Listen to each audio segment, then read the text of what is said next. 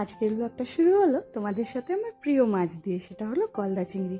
না না, তোমরা ভয় পেও না, ইলিশটাও কিন্তু আমার খুব প্রিয়, কিন্তু সবসময় পাওয়া যায় না, তো তাই লিস্টে গলদা চিংড়িটাই রাখতে হয়।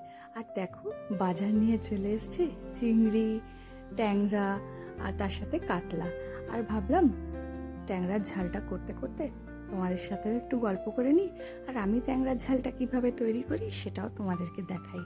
আমি বেসিকভাবেই তৈরি করি, যেটাকে বলে পেঁয়াজ, আদা, রসুন, টমেটো, কাঁচা লঙ্কা, একটু কালো জিরে ফোড়ন দিয়ে, মশলা দিয়ে, যেগুলো দৈনন্দিন মশলা আমাদের থাকে, হলুদ গুঁড়ো, লঙ্কা গুঁড়ো, জিরে গুঁড়ো সব দিয়ে।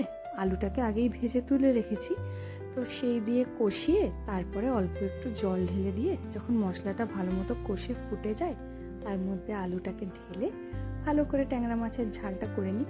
এইভাবেই না ট্যাংরা মাছের ঝালটা খেতে আমি খুব পছন্দ করি। আর শীতকালে না পেঁয়াজ কলি আর বড়ি দিয়ে, আলু দিয়ে ট্যাংরা মাছের ঝালটা করি, পূর্ব সুন্দর লাগে, সেই ফ্রেশ ধনে পাতা।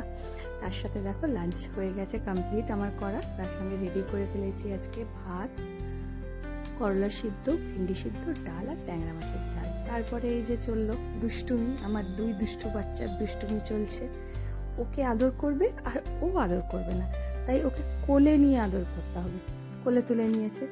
আর বিকেল হতেই বরকে বললাম চলো একটু ঘুরতে যাই। ঘুরতে যাওয়ার নাম করে বেরিয়ে পড়লাম। ওয়েদারটা আসলে এত ভালো ছিল না সেদিন, খুব ভালো লাগলো। ও, তোমাদেরকে তো বলাই হয়নি এটা কবেকার ব্লগ। এটা হচ্ছে বুধবারের ব্লগ। তাই বুধবার দিন একটু বেরিয়ে পড়লাম। আমার খুব দই ফুচকা পছন্দ, জানো তো। আমাদের এখানে গোলবাজার বলে একটা জায়গা আছে, ওখানে দই ফুচকা ভীষণ সুন্দর বানায়। তাই একটু দই ফুচকা খেতে বেরিয়ে পড়লাম বরের পেছনে।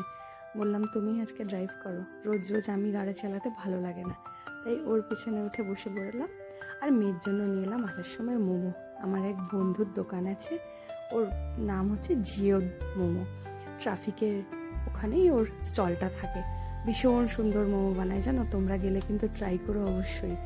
আমরা তো সবসময় ওইদিকে গেলে ওদের কাছ থেকেই মোমো নিয়ে আসি। আমার মেয়ে তো ওই জিও মোমোর চাটনির ফ্যান। আন্টি সবসময় বলবে আন্টির চাটনি মা সব থেকে বেস্ট।